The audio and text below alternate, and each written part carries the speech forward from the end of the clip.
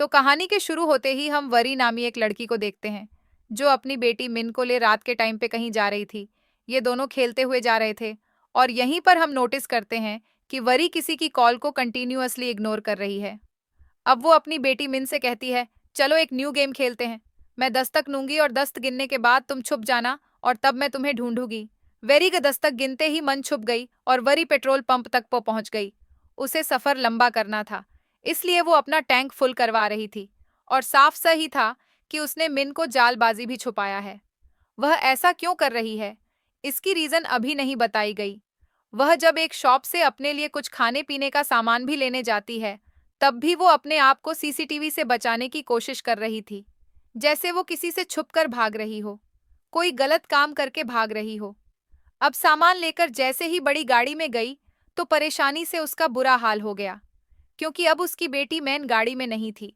और जब वो बुरी तरह घबरा गई, तो एकदम से मेन साइड से निकलकर उसे शॉक कर देती है और यह देखकर उसे सुकून मिलता है। बरी अब अपना सफर कंटिन्यू करती है। बरी बहुत ज्यादा लंबी ड्राइव कर चुकी थी, अब तो उसे नींद भी आ रही थी। इसी के जल्द वो एक बुरे ट्रक से होने वाले एक्सीडेंट से भी बची, जिसके बाद उसने फैसला किया कि वो गाड़ी को साइड पे लगाकर थोड़ी देर सो जाएगी और फिर उठ के सफर कंटिन्यू करेगी। सुबह उसकी आंख गाड़ी की विंडो पर होने वाली नॉक से खुली और अब डे पास पुलिस को देखकर वो इस तरह घबरा गई जैसे पुलिस उसे पकड़ने आई हो। लेकिन ऐसा कुछ नहीं था। पुलिस ने उसे कहा, आपको यहाँ से चले जाना चाहिए। ये इलाका सेफ नहीं, यहाँ पर डाकू आते हैं। आपकी किस्मत अच्छी थी कि आपके साथ ऐसा कुछ नहीं हुआ। पुलिस की बात मानते हुए वो वहां से चली जाती है, लेकिन जाते हुए उसने इस चीज का जरूर ख्याल रखा कि पुलिस वाला ना उसका पीछा कर रहा था, ना उस पर नजर रखे हुए था। फाइनली अब वो अपनी मॉम के घर पहुंच गई, जो एक वैराद सुनसान इलाके में था, जहां आकर वरी मिन के लिए अपने रूम में चली जाती है, जहां वो बचपन में रा कहती थी। बरी दिखाती है कि उसकी मॉम ने उसकी हाइट नापने के लिए यहाँ पर एक मार्क लगाया हुआ था। मेन भी जब उस मार्ट के ऊपर खड़ी हुई, तो वह भी उतने ही कद की थी। जिसके बाद ये लोग अपने कामों पर लग गए और यहाँ सीक्रेट हमें दिखाया गया कि वरी के बैग में एक रिवॉल्वर भी है। अचानक उनके दरवाजे पे होने वाली नौवरी को चौंका देती है और वह बड़े ही डरते हुए दरवाज पर चेक करने के लिए जाती है। जाने से पहले उसने मिन से कहा था कि तुम पद बिल्कुल नहीं ही आओगी। उसने गेट खोला तो सामने इस घर की केयर टेकर थे। ये देखकर उसे सांस में सांस आई। इनका नाम वनीत था और यह बचपन से ही बैरी के घर की हिफाजत करते थे कि वरी की मॉम के ड्राइवर थे। अभी भी वरी ने इनसे कुछ अपने काम की चीजें मंगवाई थीं, जिसके बाद यह आदमी उसे कहकर जाता है, इसके अलावा अगर आपको किसी भी चीज की जरूरत हो तो मेरा घर पास में ही है, मुझे बुला लीजिएगा। यह बात कहकर वो जाने वाले थे कि अचानक उन्होंने वरी के रूम के पर्दे हिलते हुए देखे और ये चीज वरी ने भी नोटिस कर ली। उनके जाने के बाद वो फौरन कमरे में आई और मिन को डांटने लगी, मेरे मना करने के बावजूद भी तुमने पर्दे क्यों खोले? लेकिन मिन मना कर रही थी। उसने कहा, मैंने ये पते नहीं खोले।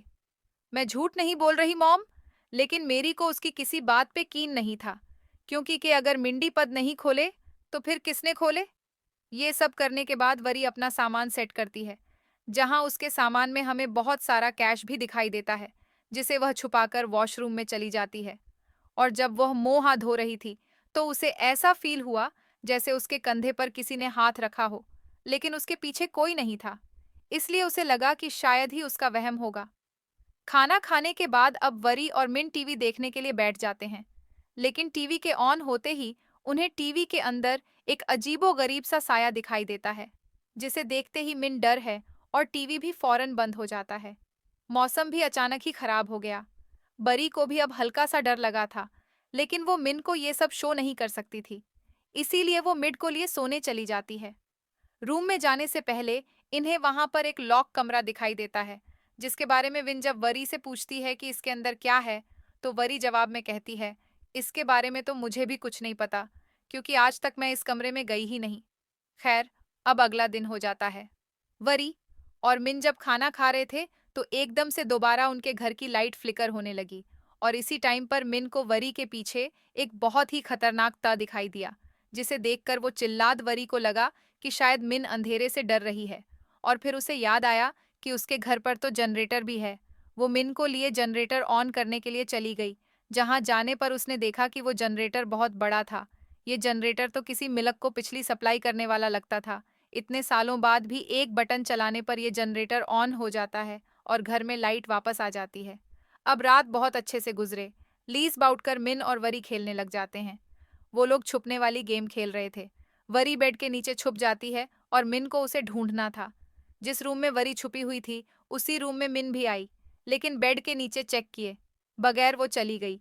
ऐसे में वरी उसे सरप्राइज देने के लिए बेड के नीचे से निकलकर उसके पीछे गई, तो उसने देखा कि मिन खेलना छोड़कर ड्राइंग करने चली गई है। मिन ने इस टाइम मास्क पहना था। ये उसके पास कहाँ से आया था? वरी ने सोचा ही नहीं। अभी वो मिन को देख रही थी कि एकदम से मिन ने ही आकर उसे पकड़ लिया और वरी होश में आई। उसने देखा कि मिन तो उसके पास खड़ी थी, सामने चेयर पे जो मिन बैठी थी। आखिर वो कौन थी? क्या उसका वहम था? वो मास्क पहनी हुई मिन, क्या सच में ही कोई आत्मा उनके इस घर में रहती थी? वरी इन चीजों को अपने सर पर सवार नहीं करती, लेकिन रात में इनके साथ दोबारा ऐसा ही खतरनाक वाक होता है। मिन को एक खौफनाक दिखने वाली बहुत र आती है, जिससे मिन इतना ज्यादा डर चुकी थी कि अब वो इस घर में रहना भी नहीं चाहती थी। वो सोल या जो कुछ भी इस घर में था, वो ज्यादा मिन को ही तंग कर रहा था। परी भी उसे देखकर परेशान हो गई, क्योंकि मिन हर हाल में यह घर छोड़ना चाहती थी। बड़ी मुश्किल से वरी मिन को समझाकर सुलाते हैं। देखो, अब हम आपके डैड के घर नहीं जा सकते। वो घर हमारा नहीं रहा। हमारे पास सिर्फ एक ही घर है और हमें इसी में रहना होगा। अब जब सुबह हुई तो दोबारा हम वरी को मिन के साथ खेलते हुए देखते हैं, और इस टाइम पर वरी को दोबारा मास्क पहनी हुई वही छोटी लड़की दिखाई देती है। वरी को लगा कि यह बाहर से आई होगी। वरी जब उसे चेक करने के लिए गई तो वो लड़की आगे आगे भागने लग गई। वरी ने भी काफी उसका पीछा किया और फिर वो लड़की गायब हो गई।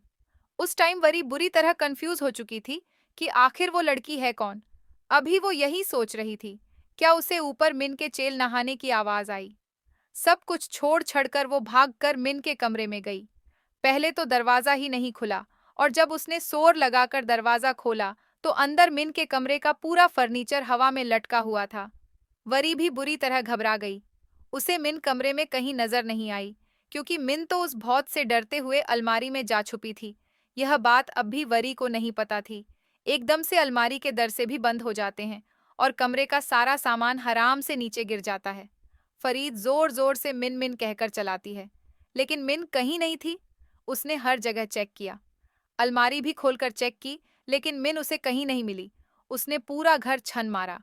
वो टॉर्च लेकर जंगल में भी गई, लेकिन मिन जब उसे कहीं नहीं मिली तो फिर थक हार कर उसने पुलिस में रिपोर्ट करवाने का सोचा। इंस्पेक्टर अब वरी की कंप्लेंट करने पर आ जाती है। घर में आते ही उसने जो सबसे पहले नोटिस किया वो वरी के मुंह के निशान थे। घर की एंट्रेंस की टाइल टूटी हुई थी। ऊपर जब वो देखती है तो ऊपर का शेंडी भी टूटा हुआ था। ऐसा लग रहा था कि जैसे शेंडी के गिरने से ही ये टाइल्स टूटी होंगी। वो अब वरी से ही इन्वेस्टिगेशन शुरू कर देती है।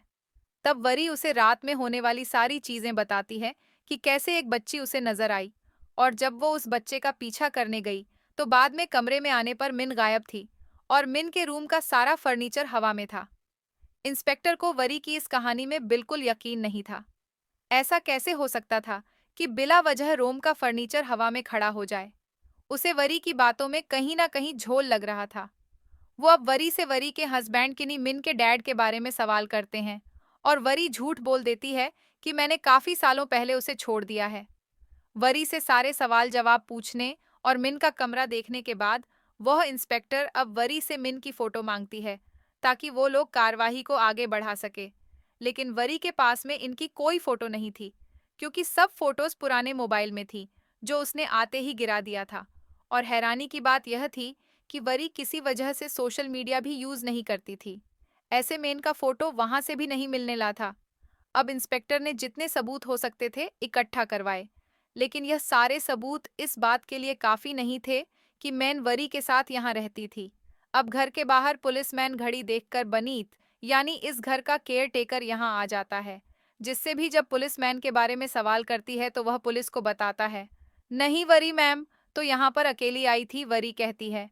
नहीं नहीं बनीत अंकल, याद करिए उस दिन जब आपने ऊपर देखा था, एकदम से पर्दे हटे थे ना, ऊपर मिंट ही थी, लेकिन क्योंकि वो मिन को किसी के सामने नहीं लाई थी, इसलिए किसी को यकीन नहीं हो रहा था कि मिन उसके साथ यहाँ थी। अब पुलिस को लगने लगा था कि वरी को कोई साइकोलॉजिकल इशू है, जिसकी वजह से उसे लग रहा है कि उसकी बेटी उसके साथ ही है। यहाँ तक कि पुलिस को तो यह भी शक होता है, शायद वरी की कोई बेटी ना हो। अब इंस्पेक्टर को वनीत और वरी की बातों से पता चला था कि वरी काफी सालों बाद यहाँ आई थी। वो वरी से पूछती है, अच्छा, तो बताए कि आप आई कहाँ से हैं। इस टाइम वो झूठ नहीं बोलती और सच बता देती है कि वो पिछले ही हफ्ते बैंकॉक से आई है। वो किस रास्ते से आई, रास्ते में कहाँ कहाँ रुकी, वो सारी डिटेल्स इंस्पेक्टर को देती है कि किसी भी चीज की मदद से वह सिर्फ मिन को ढूंढना है। इंस्पेक्टर उसकी बात मानते हुए इन्वेस्टिगेशन शुरू कर देती है और उसके बताए रास्तों की सीसीटीवी फुटेज चेक करवाती है। लेकिन किसी भी सीसीटीवी फुटेज में मिन थी ही नहीं। जैसा कि हमने शुरू में देखा था कि वो खुद मिन को सीसीटीवी से छुपा रही थी। अब सारा मामला समझने के बाद इंस्पेक्टर को यही लगा कि मिन शायद इस दुनिया में एग्जिस्ट ही नहीं गई थी, इसीलिए वो मिन के गायब होने की रिपोर्ट नहीं लिखते। एक रात तो गरीबी खामोश हो गई, लेकिन फिर उससे रहा नहीं गया। परेशानी में पागल हुए पुलिस स्टेशन जाकर उससे सब कुछ साफ साफ बता दिया कि मैं झूठ नहीं बोल रही। मेरी एक बेटी है और मैं उसे एक ही हफ्ता पहले बैंकॉक से लेकर आई हूँ, बहुत मुश्किलों से अपने हस्बैंड से पछा कर। मेरे हस्बैंड मुझे मारते थे, इसी वजह से मैं छुपकर यहाँ आ गई। उसने अब यह भी सच बता दिया था कि आने से पहले उसने अपने हस्बैंड पर जानलेवा हमला किया था। अपने हस्बैंड पर उसने गोली चलाई थी और यह बताते हुए वो रो पड़ी, क्योंकि अब वो भी मुलजिम थी। पुलिस उसके ऊपर भी केस बना सकती थी। यहाँ पर वरी पुलिस से भी कहती है, मुझे शक है कि मेरे हस्बैंड ने ही मिन को कहीं गायब किया होगा। वो बहुत पावरफुल है, वो जर्नल है। पुलिस वालों को इंसिस्ट करने पर बरी अब अपने हस्बैंड को कॉल मिलाती है और गुस्से में उसे डांटने लग जाती है कि मैं जानती हूँ तुमने ही मिन को किडनैप करवाया है। अगर तुम्हें पता है मेरी बेटी के बारे में तो मुझे बता दो। लेकिन जवाब में उसका हस्बैंड कहता है, पागल तो नहीं हो गई, मैं तो यह भी नहीं जानती कि तुम भाग कर गई। कहाँ पर मैं मन को कहाँ से किडनैप करवाऊंगी। और क्या हुआ है मेरी बेटी को। ऐसे बहसबाजी देखने पर इंस्पेक्टर ने वरी के हाथ से फोन ले लिया और खुद वरी के हस्बैंड से बात करने लगी। उसको सारा मामला बताया कि कैसे वरी गायब हुई है। इंस्पेक्टर उसके डैड से कुछ फोटोज मंगवाते हैं मिन की, और अब फाइनली रिपोर्ट फाइल होकर मिन को ढूंढने की कार्यवाही शुरू हो जाती है। वरी के अंकल वनी पुलिस इंस्पेक्टर बहुत सारी पुलिस फोर्स और गांव वालों के साथ वरीखू जंगल के अंदर जाते हैं, लेकिन घंटों की छानबीन करने के बावजूद उन्हें मिन महातही मिलती खाकर इंस्पेक्टर वरी को लेकर वापस आने लगते हैं। अब बारिश में हो रही थी।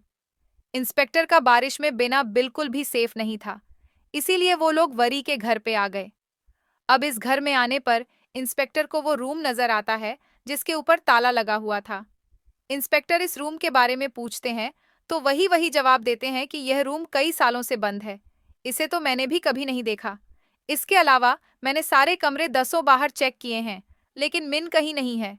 पुलिस इंस्पेक्टर उसकी बातों पे ज्यादा ध्यान ना देते हुए इस कमरे के ताले को तोड़ती है, क्योंकि इसकी चाबी उनके पास नहीं थी। इसको खोलते ही पुलिस इंस्पेक्टर तो क्या, बीबी हैरान परेशान रह गई। ये दरवाजा एक सीक्रेट बेसमेंट तक जाता था। ये लोग दबे पांव उस बेसमेंट के अंदर जाने लगते हैं।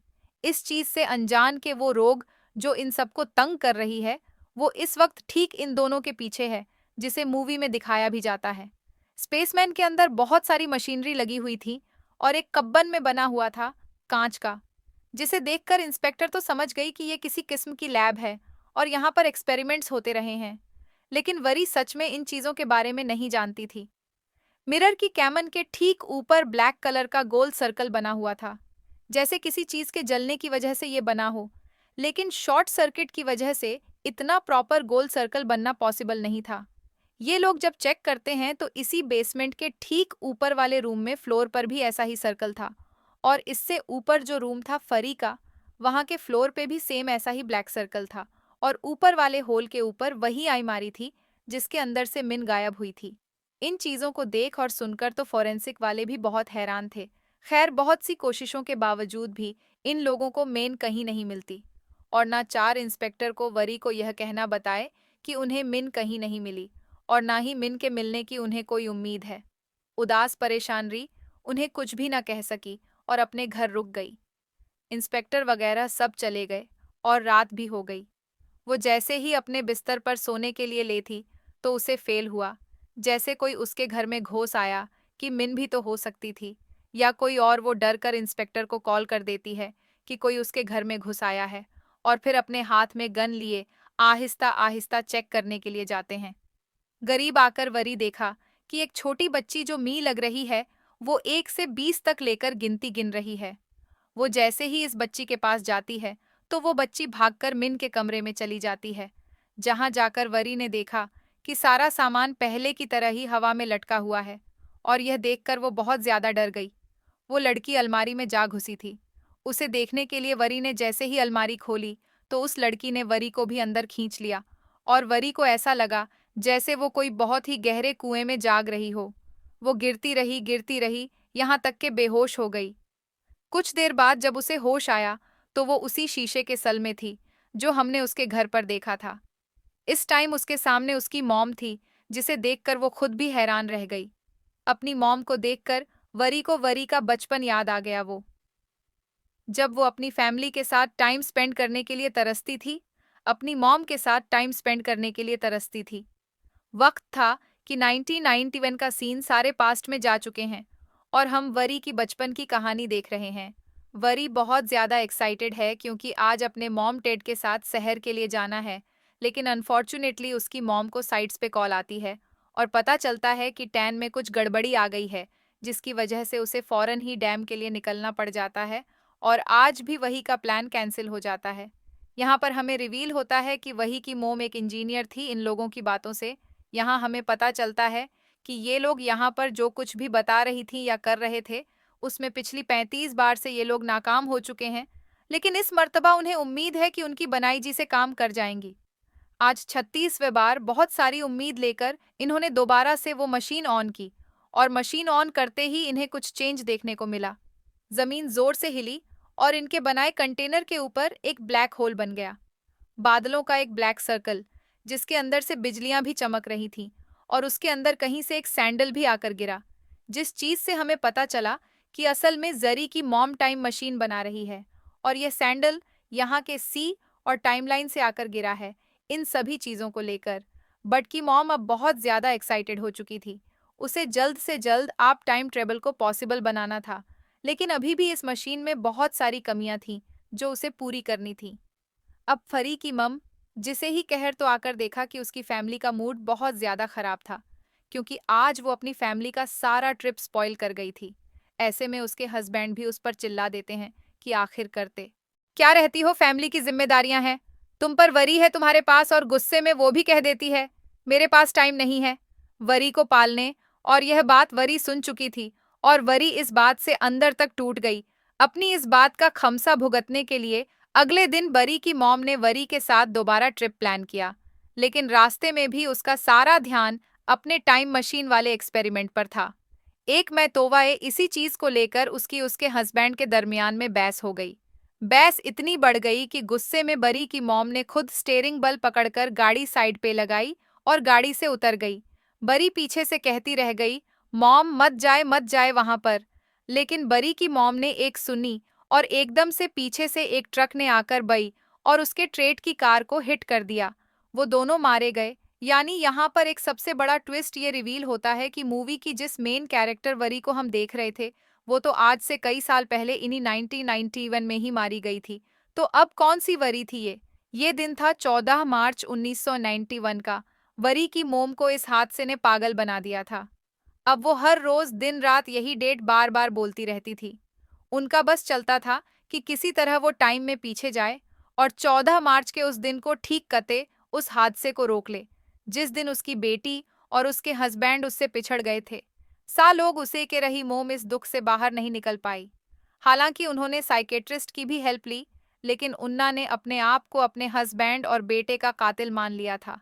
यहाँ तक कि यह नौबत पया ग कि वरी की मॉम ने सुसाइड करने की सोची, और ठीक जिस टाइम वो डैम में जंप करने के लिए गई तो एकदम से डैम के अंदर एक वर्म होल बन गया, जिसे देखकर वो बुरी तरह घबरा गई और उनका सैंडल उस वर्म होल के अंदर गिर गया, जो उसी को मिला। एक दूसरी टाइमलाइन में 1999 में 14 मार्च से पहले, जब पहली मर्तबा उनकी टाइम मशीन के ऊपर ये फर्म होल बना था और हमने देखा था कि उसके पास एक सैंडल आकर गिराए। जिस दिन उसे लगा था कि अब उसकी टाइम मशीन काम कर जाएगी, लेकिन फिर उसने टाइम मशीन पे काम करना छोड़ दिया था।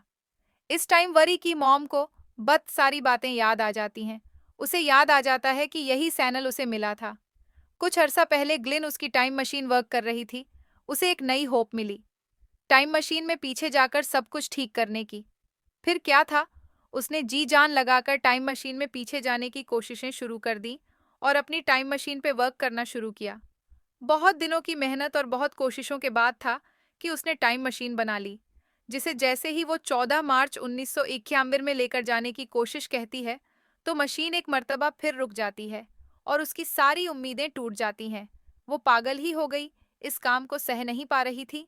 गुस्सा, एक्सेशन, सब कुछ उसने इस मशीन के ऊपर ही उतार दिया। उसने सरसोर से मशीन के सिस्टम के ऊपर हाथ मारा और पता नहीं उसे ऐसा कौन सा बटन चला कि ये टाइम मशीन दोबारा चल गई। मिरर कैप के ऊपर एक और मर्तबा ब्लैक होल बना और उस कैपन के अंदर में ना गिरे, यानी साफ मतलब था। उस दिन मिन जब यब हुई थी तो उसे किसी जिन ने हाइप नहीं किया था, बल्कि उस कपट के अंदर एक वर्म महल बन गया था, जिसने 2024 के टाइमलाइन को इस टाइमलाइन से, यानी 1981 वाली टाइमलाइन से ना मिलाया था। ये तो बहुत ज्यादा वरी जैसी ही दिख रही थी। वरी की मॉम को यह लगने लगा कि वरी ना सही तो ये बच्ची ही सही, उसके आखिरी दिनों का सहारा, इस बच्ची यानी मिन को उठाकर वो बेडरूम मिले। मिन सोती रही और जब उसे जाग गई तो उसे ये महसूस ही नहीं हुआ कि वो कहीं और आ गई है, क्योंकि घर तो ये बिल्कुल पहले जैसा ही था। अब उसने पूरे घर में अपनी मॉम को इन्हीं वरी को ढूंढना शुरू किया, लेकिन वरी कहीं नहीं मिल रही थी। असली सोर सोर से वरी को आवाज देती, लेकिन वरी के ना मिलने पर वो रोने लगी। यहाँ देखने को मिलता है कि वरी की मॉम उसे चुप करवाती है, उसे प्यार करते हैं, ऐसे जैसे उन्होंने वरी को भी नहीं करवाया था। अब वो अपनी पुरानी गलतियां नहीं दोहराना चाहती थी। वो उसे इग्नोर बिल्कुल नहीं करने वाली थी। यहाँ पर हमें वनीत को भी दिखाया जाता है, यानी वही आदमी जिसे हमने कहानी की शुरू में वरी के साथ भी देखा है। ये वरी की मॉम की ड्राइवर थे वनीत। वरी की मॉम से पूछता भी है, ये बच्ची कौन है? तो वो झूठ कह देती है कि ये इनोर की रिश्तेदार है मेरी, और मैंने इसे अटॉप खेन लिया है।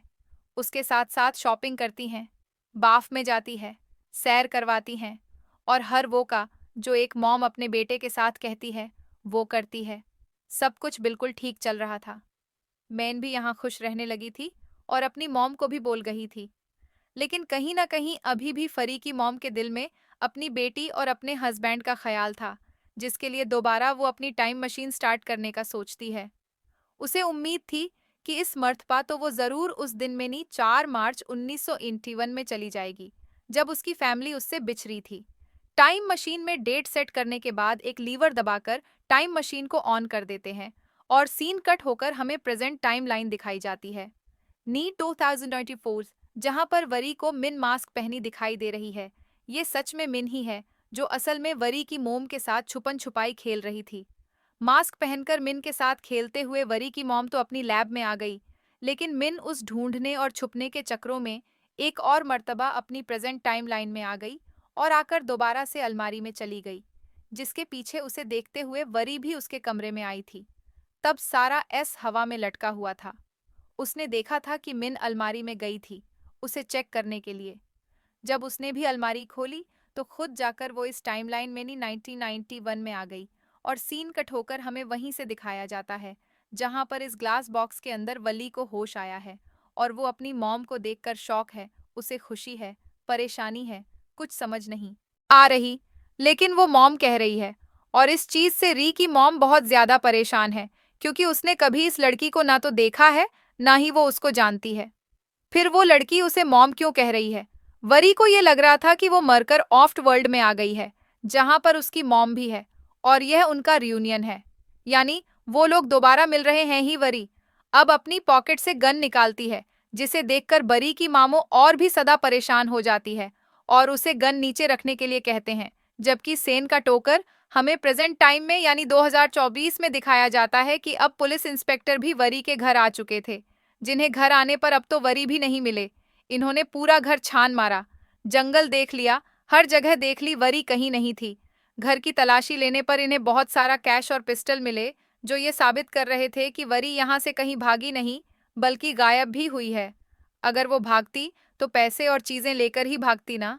सीन कट होक दोबारा हम देखते हैं कि 1998 में वरी की मॉम वरी से उसकी गन लेकर उसे उसी कांच के मिरर में कैद करके वहां से चली जाती है, जबकि वरी चिल्लाती रह जाती है, मॉम, मेरी बात सुनी।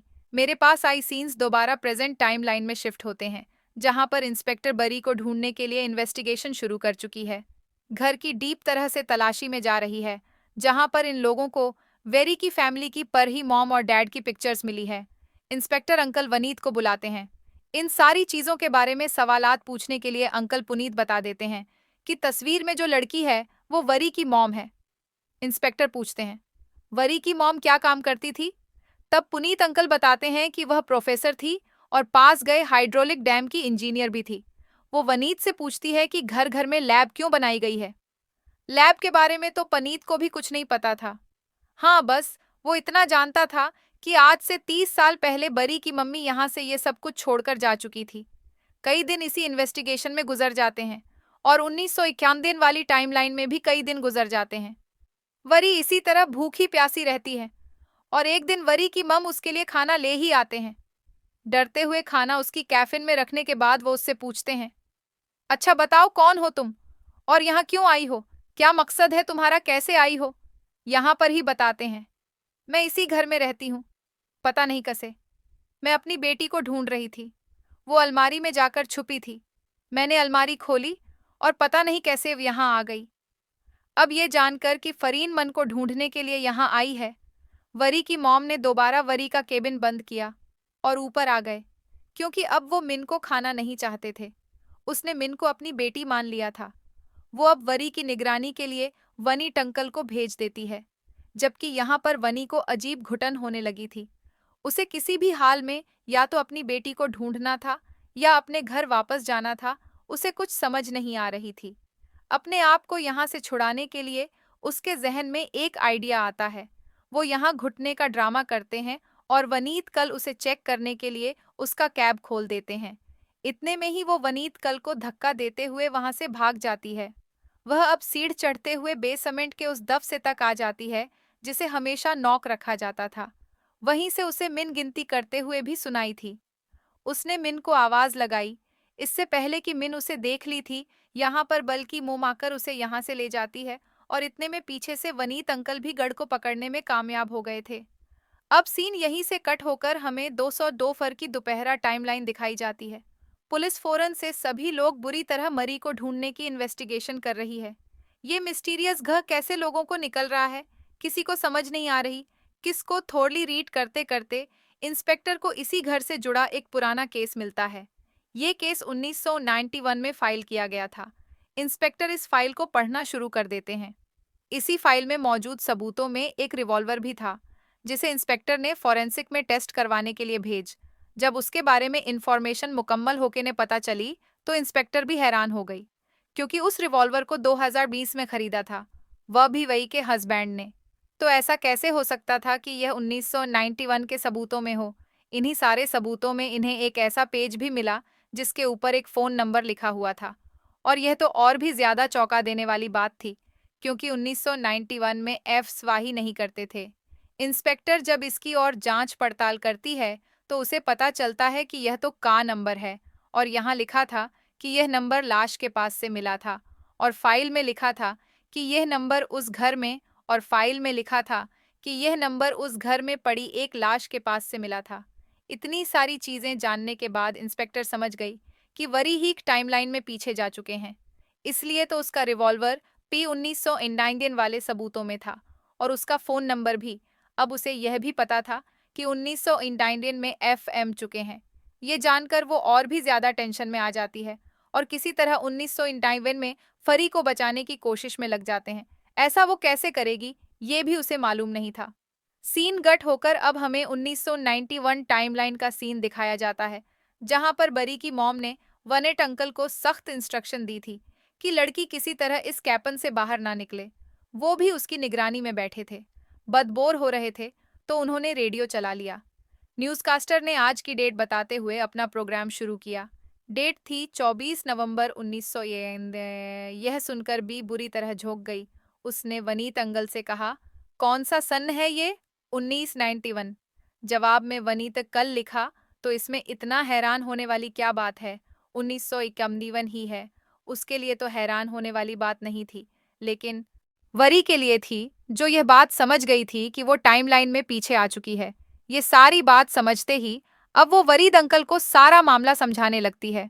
देखिए मनीत, मैं वही हूँ, आप लोगों की वही मैं फ्यूचर से आई हूँ। और आपकी बन, वो मेरी मॉम है, वो मुझे पहचान नहीं पा रही। मुझे पता है मेरी बेटी भी यही आई होगी। उन्होंने मेरी बेटी बन को कैद किया हुआ है। उसकी सारी बातें सुनने के बाद अनीत अंकल कहते हैं, चुप भी रो की लड़की, ये देखो ये है हमारी परी, जो आज से कई महीनों पहले ही मर चुकी है। अब इसी टाइमलाइन के अंदर, यानी 1951 के अंदर, हम मिन को देखते हैं जो वरी की मॉम के साथ खाना खा रही थी, कि तभी उसे वरी की मॉम के पीछे वो खौफनाक भूत दिखाई दिया। वही भूत जो उसे प्रेजेंट टाइमलाइन में भी दिखाई देता था और तंग करता था। उसे देखकर वो चिल्लाने लगी और सीन कट होकर हमें प्रेजेंट का सीन दिखाया गया। यहाँ पर अब इन्वेस्टिगेशन के लिए वरी के हस्बैंड खुद आ चुके हैं, जो कि एक जर्नल भी है। उन्हें वरी और अपनी बेटी मैन का पता चलाना है। इसकी सारी डिटेल्स लेने के बाद ये लड़का उनसे पूछता है कि 1991 में वहां जिसकी लाश बनी थी, वो लड़की कौन थी। पुलिस इंस्पेक्टर बताते हैं कि यह बात तो आज तक मिस्ट्री ही है। ये सारी बातें सुनने के बाद अब वरी के हस्बैंड वरी जे खैर चले जाते हैं इन्वेस्टिगेशन करने के लिए, और दोबारा से हमें 9C91 वाले टाइमलाइन में वरी को दिखाया जाता है। उसे किसी तरह बाहर निकलना था, अपनी मॉम से मिलना था, उन्हें सारी बातें बतानी थी, लेकिन ये वनीता गर्ल कुछ करने ही नहीं दे रहे थे, उसकी बातों से पक पक से। अब वो तंग आ ये सारी बातों का यकीन दिलाने के लिए वो बार बार बोल बोल के अपनी बातें समझाने की कोशिश करती है, लेकिन वनीत दल के बकबक से तक आ जाते हैं और उसका कैपन लॉक करते हुए बेसमेंट से बाहर आकर पहरा देने लगते हैं। और इस टाइम पर ही फे को गुस्सा आ जाता है। अपने इस गुस्से में इस डन भी वो जैसे पागल हो जाते हैं और अपने कैपन का गाज ही तोड़ डालती है। इस चीज का अंदाजा जैसे ही वनीत अंकल को हुआ, वो भी फौरन उसे पकड़ने के लिए बेसमेंट के अंदर आए, उसी की गन लिए हुए। लेकिन इससे पहले कि वो ये गन चला दे थे, वरी एकदम से उनके ऊपर ही हमला कर देती है और उन्हें नीचे गिराकर जमीन पर पड़ा हुआ कांच उनकी आंख में छुपा देती है, यानी आंख में स्टैप कर देती है, जिससे उनकी आंख पूरी तरह फट गई। और 2024 में आज तक उनकी आंख पे ये निशान देखा जा सकता है। परी उनको मार भी सकती थी, लेकिन उससे नहीं मारा, क्योंकि उसे बनीत अंकल से काफी लगाव था। वो अब बेसमेंट से बाहर निकल आई, अपनी बेटी यानी मन को ढूंढने के लिए। थोड़ा बहुत ढूंढने के बाद उसे मिन एक कमरे में सोई हुई मिल गई। देखकर उसकी जान बचाना आई, लेकिन इससे पहले कि वो ऐसा कर, उसकी मम उसके सामने आ जाती है और एक झटके से भरी को मिन से दूर करते हुए कमरे से बाहर ले आती है। उन्होंने धक्का देते हुए भरी को रीलिंग के साथ लगा दिया और पूछा, कौन हो तुम, क्या चाहती हो? बरी अभी बोली, मैं आपकी बेटी हूँ और मिन मेरी बेटी है।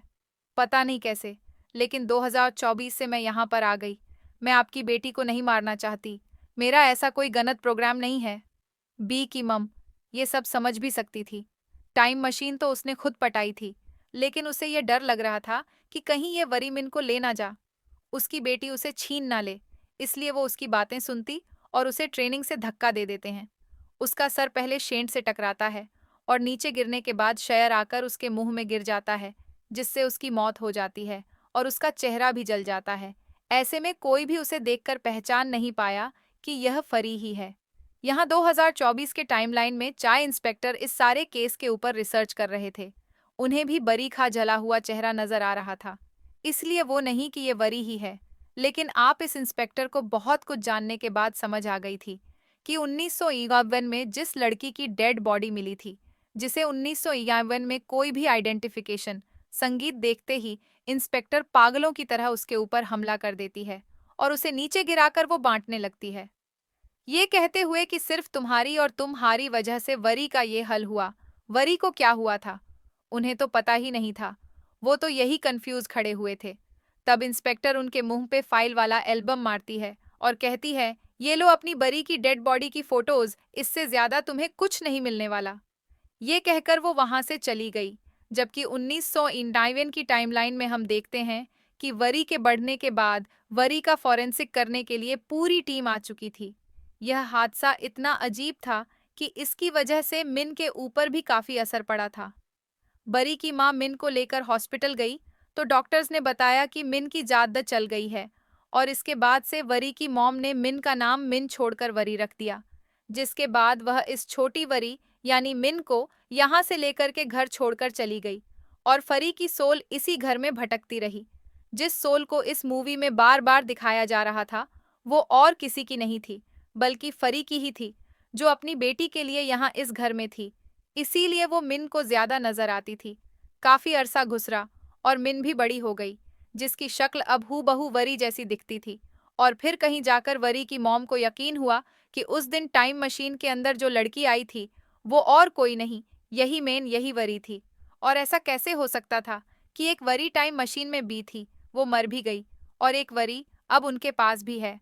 इसी कंफ्यूजन में फंसकर ये प्रोफेसर यानी फरी की मां मर जाती है, जिनके मरने के बाद मीनही बरी बिल्कुल अकेली हो गई और उसने फिर शादी कर ली।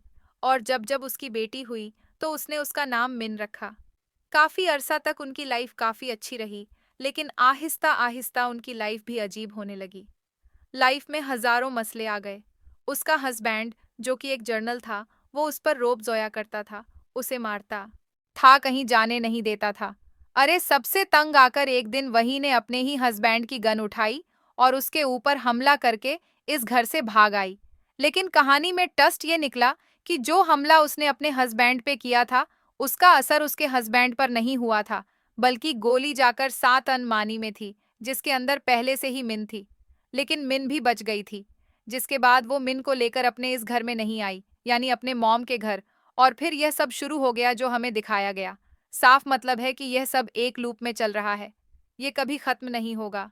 बार बार ही मिन यहाँ इस घर में आएगी, बार बार ही वो पुरानी टाइमलाइन में जाएगी, मरेगी और दूसरी मिन बड़ी होकर यहाँ आएगी और यह सब ऐसे ही चलता रहेगा। और बस इसी को दिखाते हुए ये कहानी यहाँ खत्म हो जाती है।